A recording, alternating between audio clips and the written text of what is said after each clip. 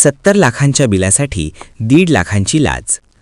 नगर अभियंता प्रदीप देसाई लाचलुचपत प्रतिबंधक विभागाच्या रंगेहात जाळ्यात।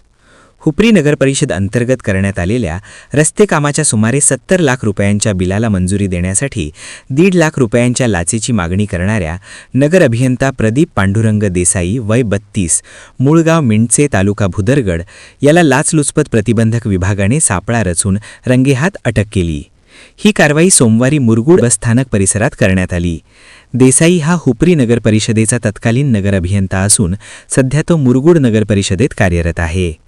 बिलासाठी आवश्यक रजिस्टर पूर्ण करून देण्याच्या मोबदल्यात त्याने ठेकेदाराकडे लाच मागितली होती। तडजोडीनंतर 1,30,000 रुपये देण्याचे ठरले होते। यापैकी 50,000 रुपये आधीच स्वीकारल्याची माहिती आहे।